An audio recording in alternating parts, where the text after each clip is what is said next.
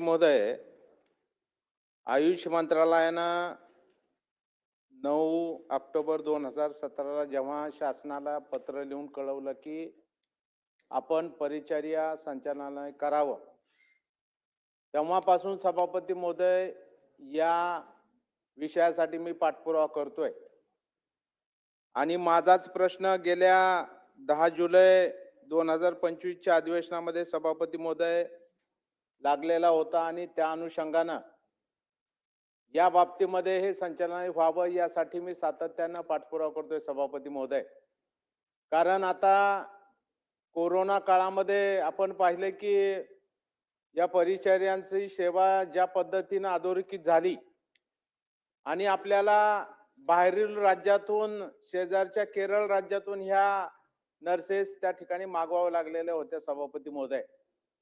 आणि म्हणून त्या माध्यमातून आपण बघतोय की आता ग्रामीण भागातल्या मुलींना सुद्धा एक चांगली सेवेची आणि सुरक्षित संधी म्हणून या नर्सेसकडे त्या बघतात आणि ते शिक्षण घेऊन सभापती महोदय त्या ठिकाणी या नर्सेस काम करतायत.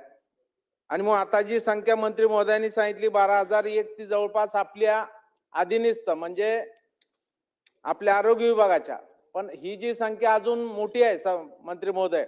कारण DMR म्हणजे वैद्यकीय शिक्षणकडे सुद्धा जी वैद्यकीय महाविद्यालय आणि हॉस्पिटल आहेत त्यामधल्या सुद्धा नर्स ह्या शासनाच्याच नर्स आहेत. आणि मग तीही संख्या आपल्याला विचारात घ्यावी लागेल. हे संचालनालय आपण कशासाठी मागतोय? काही शोभेसाठी मागत नाही किंवा कुणाच्या आणि कुणाला लाभ होईल म्हणून त्या ठिकाणी लाभत नाही. तर यांच्या सगळ्या सेवाविषयक बाबी असतील, त्यांच्या आस्थापना असतील, त्यांच्याविषयीची असलेली काही वसतिगृहाची व्यवस्था असेल किंवा त्यांच्यासाठी चालणारी जी काही महाविद्यालय असतील, या सगळ्याच्या बाबतीत एक सूत्रता आणावी आणि त्यामध्ये त्याचं संचालन नीट व्हावं यासाठी संचालनालय त्या ठिकाणी असतं.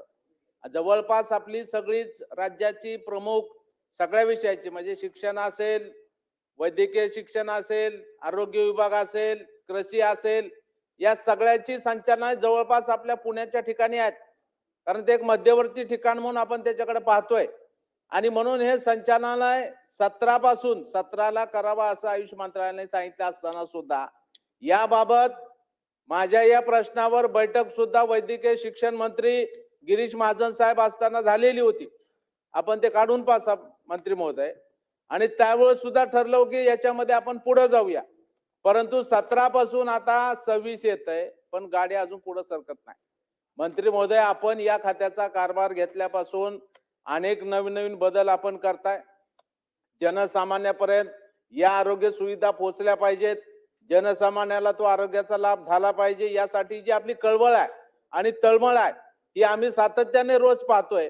त्याच्यामुळं मंत्री महोदय, मला असं वाटतं की शेवटी हे संचालनालय काढलं तरी आपल्याकडे फार मोठा काय आर्थिक भार त्या ठिकाणी शासनावर पडणार नाही. शेवटी ही संख्या वाढणार आहे. आपण आता मुख्यमंत्री महोदय, तत्कालीन मुख्यमंत्री आणि आताचे उपमुख्यमंत्री एकनाथराव शिंदे साहेबांनी आपला दवाखाना योजना आणलेली आहे. तिथं सुद्धा नर्स लागतात. आता आपण हॉस्पिटलची संख्या वाढवतोय, वैद्यकीय महाविद्यालय आपण नवीन प्रत्येक जिल्ह्याला केलेली आहेत.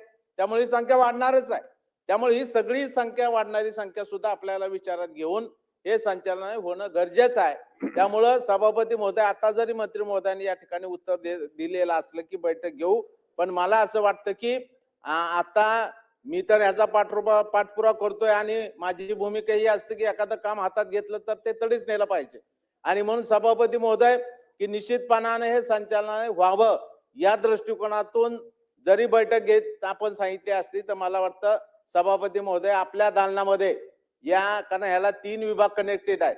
वैद्यकीय शिक्षण आहे, आपण आहे, आरोग्य, या सगळ्याला घेऊन ही बैठक घेऊन हे संचालनालय व्हावं हीच आपली भूमिका असावी. अशा प्रकारची त्या ठिकाणी कारवाई व्हावी अशी अपेक्षित आहे. आणि किमान पुढील अधिवेशनात हा प्रश्न आम्हाला विचारायची गरज मिळणार नाही, पडणार नाही आणि हे संचालनालय झालेलं असेल अशा प्रकारचं सभापती महोदय आश्वासक आणि ठामपणाचं उत्तर माननीय मंत्री महोदय या ठिकाणी देतील अशी अपेक्षा आपल्या माध्यमातून सभापती महोदय करतो. सभापती महोदय, सन्माननीय सदस्य विक्रम काळे साहेबांनी जी मुद्दा मांडला, खरं तर ही पूर्वी सुद्धा लक्षवेधी त्यांनीच मांडली होती आणि त्याच्या अनुषंगानेच हा प्रश्न या ठिकाणी किंवा अर्धा तास चर्चा लागलेली आहे. त्यावेळेला सुद्धा आणि आता सुद्धा महाराष्ट्रातली अडचण आहे ती सुद्धा समजून घ्या, कारण आपण आमच्यापेक्षा सुद्धा वरिष्ठ आहात आणि आपल्याला सगळ्याच गोष्टीची कल्पना आहे. महाराष्ट्राच्या आरोग्य व्यवस्थेमध्ये एका बाजूला वैद्यकीय शिक्षण, नगर विकास आणि सार्वजनिक आरोग्य या 3 पद्धतीने आपण विभागलं. त्यामुळे याचं धोरण करत असताना सुद्धा त्याची एकसूत्रता कशी करायला पाहिजे याच्याबद्दल बैठक तर घ्यावीच लागेल. काहीतरी ठोस अशा पद्धतीची अंमलबजावणी सुद्धा करावी लागेल. मी आपल्याला सार्वजनिक आरोग्य विभागाच्या वतीने सांगेन, की त्याच्यानंतर मात्र आम्ही सातत्यानं त्या सगळ्या नर्सिंग केडरच्या लोकांबरोबर बैठका घेतल्या. त्यांचे सगळे प्रश्न आहेत. त्या सगळ्या प्रश्नांना अजून गतिमानता करण्यासाठी आता आम्ही स्वतंत्र संचालक म्हणून सुद्धा त्यांच्या नर्सिंग केडरसाठी नेमण्याबद्दल आता जे काही सेवा प्रवेश नियमांमध्ये आम्ही बदल करतोय त्याच्यामध्ये आम्ही करणार आहोत. हे झालं आमच्या पुरतं. परंतु आपल्या प्रश्नाचं उत्तर जर द्यायचं झालं तर 3 विभागाला घेऊन सामान्य प्रशासन विभागाबरोबर सुद्धा किंवा सन्मान्य सीएम साहेबांबरोबर सुद्धा बोलून याची स्पष्टता होणं आवश्यक आहे. माझी अशी विनंती आहे की अधिवेशनानंतर एखाद्या बैठकीच्या निमित्तानं आपल्याला अपेक्षित असणारं काम, कारण तिन्हीकडे एकच संचालनालय कसं मॉनिटरिंग करेल हा सुद्धा प्रश्न आहे. इतर राज्यांमध्ये जर परिस्थिती बघितली तर हे तिन्ही विभाग एकत्रित असतात. परंतु आपल्याकडे मात्र ज्या पद्धतीने या 3 पदांची तिन्ही या विभागाचं स्वतंत्ररित्या कार्यभार आहे, त्यामुळे थोडंसं काम करताना काही अडचणी येणार आहेत. तर त्या संदर्भात एक बैठक होईल. त्या बैठकीमध्ये आपल्या सगळ्यांच्या सूचना आणि सूचनानंतर एक धोरणात्मक निर्णय घेतला तर ते अधिक उचित होईल. मला असं वाटतं मी आज सभापती महोदयांना सुद्धा विनंती करतो. आपण सुद्धा तसे निर्देश दिले आणि त्या बैठकीच्या माध्यमातून आम्ही जर काही सकारात्मक मार्ग काढला तर निश्चितपणानं एका बाजूला काळे साहेबांच्या प्रश्नाचा उत्तर मिळेल आणि दुसऱ्या बाजूला नर्सिंग केडर जो आपल्या आरोग्य विभागाचा आत्मा आहे त्याला सुद्धा खूप गतिमानता, त्यांना सुरक्षितता आणि त्यांच्या भविष्यासाठी सुद्धा एक चांगल्या पद्धतीचा ऑप्शन तयार होईल. माझी विनंती होती. सभापती महोदय, मंत्री महोदयांवरती मला पूर्ण विश्वास आहे की ज्या पद्धतीने आता ते सध्या काम करतायत निश्चितच हा प्रश्न तडीला जाईल. परंतु बैठक घ्यायची आणि बैठक घेऊ, 3 विभाग आहेत वेगळे, तर ती बैठक कधी होणार?